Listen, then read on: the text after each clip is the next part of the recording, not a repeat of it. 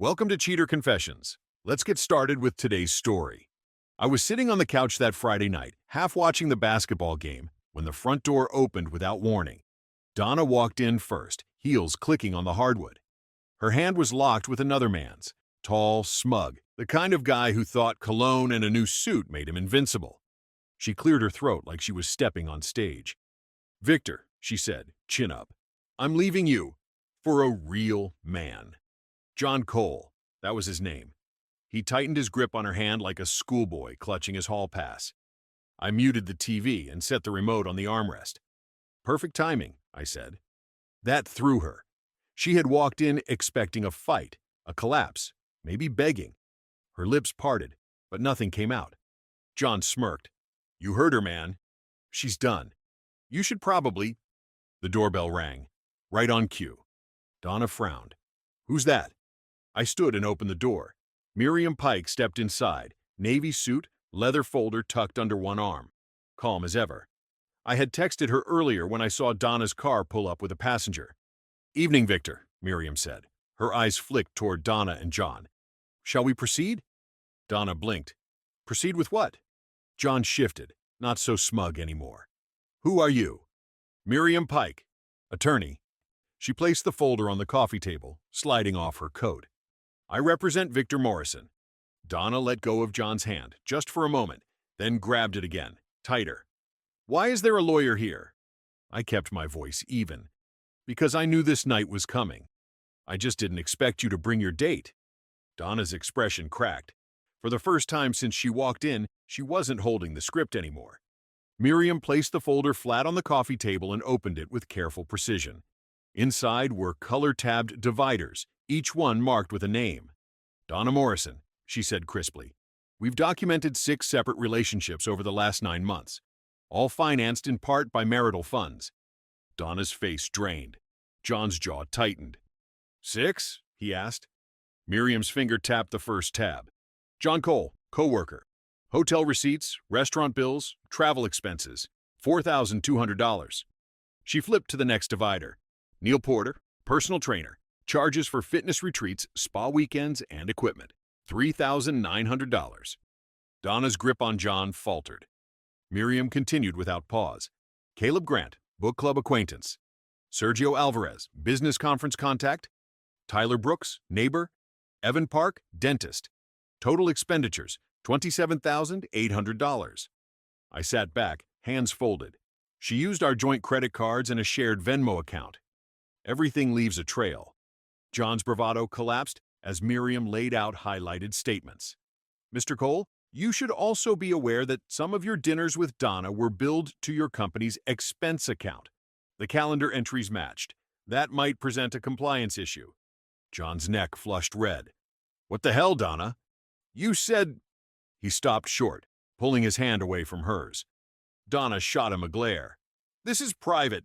You have no right—" "It's not private when you're spending joint funds," Miriam interrupted calmly. "This is documented financial misconduct. Nothing here was obtained illegally. Bank records, credit card statements, receipts, all in your name." Donna's voice cracked. You stalked me." "No," I said evenly. "I hired a forensic accountant. Naveen Shah. He doesn't follow people. He follows money." John stood stiff, trying to regain composure. "You mean I'm not the only one?" Miriam closed the folder. "No!" For the first time that evening, John took a step back. His confidence had vanished, replaced by something closer to fear. Donna opened her mouth to argue again, but no words came out. The script she'd written in her head had just burned to ash. I leaned forward, resting my elbows on my knees. "Donna, let's not waste time. I want a divorce." Her head snapped toward me. "You can't just decide that on your own." "Yes, I can." Miriam drafted the papers. "They're ready." Miriam slid a second folder onto the table. Donna didn't touch it. John's eyes darted between us, like he had wandered into a meeting he was never supposed to attend. "The house," Donna said quickly, almost shouting. "I get half. You'll never keep me out." I shook my head. "The house isn't marital property. It was inherited from my father. The title sits in a trust, separate funds only. You've lived here, but you don't own it." Her mouth opened, then closed again. Miriam spoke evenly. Your client will be entitled to a portion of marital assets, minus the $27,800 in funds diverted for her affairs. That's how state law works. John shifted uncomfortably. Wait a second. She told me, John, I cut him off, you might want to think about your own situation. Those dinners, the hotel stays, do you want HR to see those receipts? His confidence cracked clean in half. He stepped back. I need to go. Donna grabbed his sleeve. John, wait. He's bluffing. Miriam raised an eyebrow. No bluff. The documentation is all right here. John yanked his arm free. You said I was different. That I mattered. Of course you do. He muttered something and turned for the door. Donna lunged after him, but I said, let him go. We have more important things to discuss. She spun on me, fury rising. You bastard, you planned this. I kept my voice level. No, Donna, I responded. You planned 6 affairs. I planned to protect myself. Miriam gathered the folders into a neat stack. We'll need signatures soon. Mrs. Morrison, I suggest you retain counsel. Donna's face twisted. I'll find a lawyer. I'll bleed you dry. Miriam didn't even blink. You'll find no one willing to argue against audited bank records. For the first time since she walked in, Donna looked trapped. By Monday morning, Donna had shifted to a new tactic. Since I ignored her calls, she started texting my family and friends. Long messages about how I was controlling, how I spied on her, how I used lawyers to trap her. My mother called me confused. Victor, she says you hired people to follow her. I sighed. No, Mom. I hired an accountant to look at credit card bills. That's it. There was silence then. 6 men, Victor. At least 6. Oh, she said, voice colder than I'd ever heard. I never trusted her. By Tuesday, Donna decided gossip wasn't enough. Around noon, my office phone rang. Security patched it through. Mr. Morrison, a calm voice said, your wife is in the lobby. She says it's an emergency.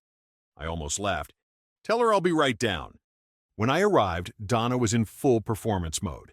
Designer dress, mascara running like stage paint, tissue clutched in her hand. Everyone in the lobby turned to watch. Victor, she cried loudly, please, just 5 minutes. I made mistakes, but I love you. I kept my voice even. Donna, this isn't the place. You need to leave. She grabbed my arm, voice trembling. I was lonely. You were always working late. I work standard hours. You were the one out every night. The security chief, Owen Briggs, stepped closer. Mr. Morrison, is everything all right? Yes, Owen. She was just leaving. Donna's face burned. I know my rights. You have the right to leave voluntarily, Owen said smoothly. Or in handcuffs. The crowd murmured. Donna dropped my arm, glaring at me.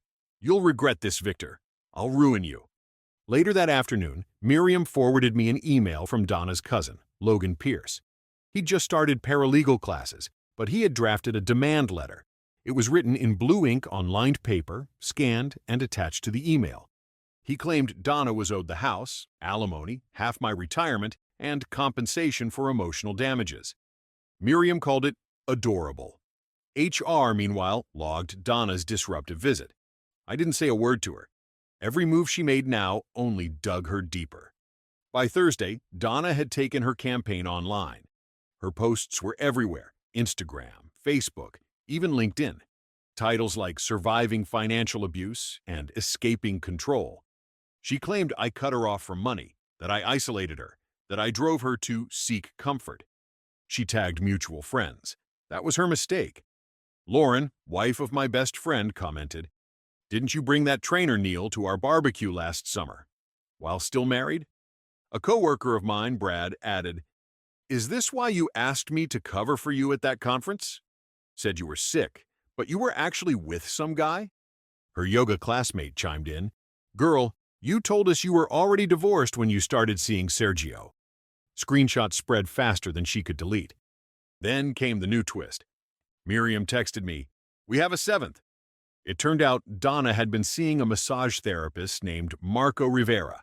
He only took cash, but one of her friends posted a photo captioned, Donna and Marco's weekend getaway. That was proof enough. The final blow came from Grace Park, Evan's wife. Grace was an attorney, sharp and seasoned. She reached out directly to Miriam.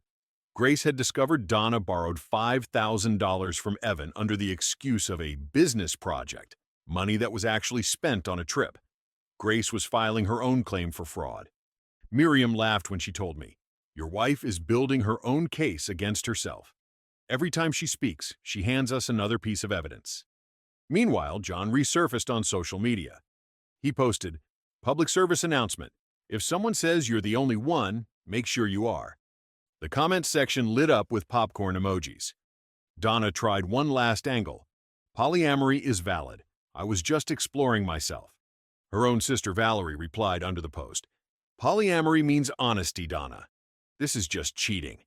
Every move Donna made to save herself only tightened the noose. 2 weeks later, Donna finally showed up with real legal representation. His name was Russell Quinn, a gray-haired attorney known for taking on hopeless causes. Donna arrived in a conservative skirt suit, makeup muted, her attempt at the responsible wife image. We sat across a polished conference table in Quinn's office. Miriam laid out our folders, color-coded and thick. Quinn opened aggressively. "My client has been subjected to financial control and emotional neglect. She deserves fair compensation for the suffering she endured." Miriam didn't flinch. She slid a binder across. "Here are the financial records. Joint funds misused, $27,800. Supporting evidence includes hotel reservations, flight itineraries, and receipts, plus signed statements from 3 of the men involved." Quinn's tone cooled as he flipped through page after page. "Statements?" "Yes," Miriam said. "John Cole provided text messages. Neil Porter confirmed a personal relationship. Evan Park's wife has already filed a claim for borrowed funds misrepresented as business expenses." Donna stiffened. "They lied." Miriam closed the binder softly. "Then they will repeat those lies under oath." Quinn coughed into his fist and shifted gears. "Let's talk assets." "The marital home. Protected inheritance," Miriam cut in. "Held in trust. Never commingled. Not divisible. Retirement accounts? Divided according to state law, minus the misused funds." Donna leaned forward. "I supported him.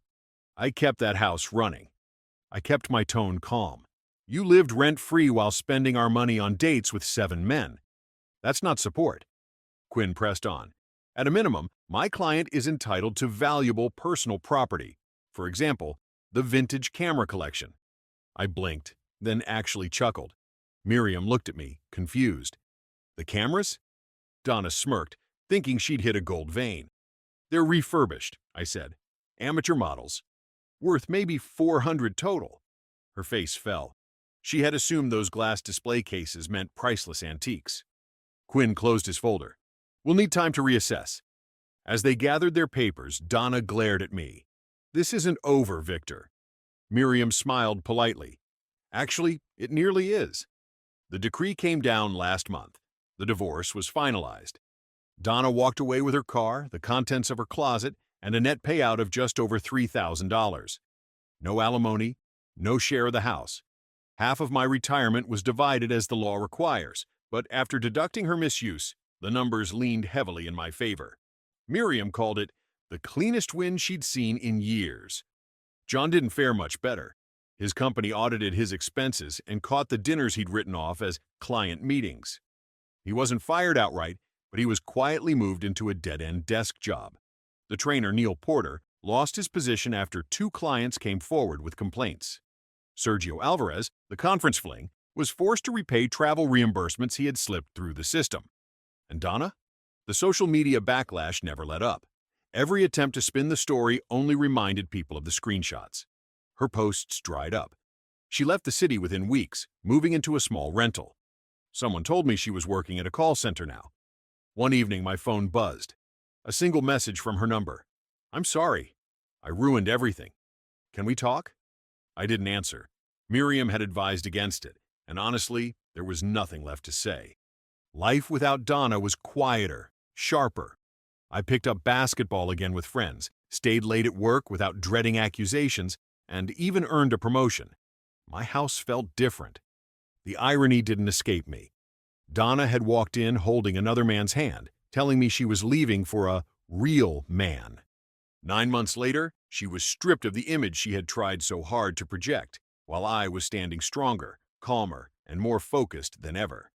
Sometimes people reveal who they are in one loud moment. Other times it takes credit card statements and a stack of receipts. Either way, when someone shows you their truth, believe them.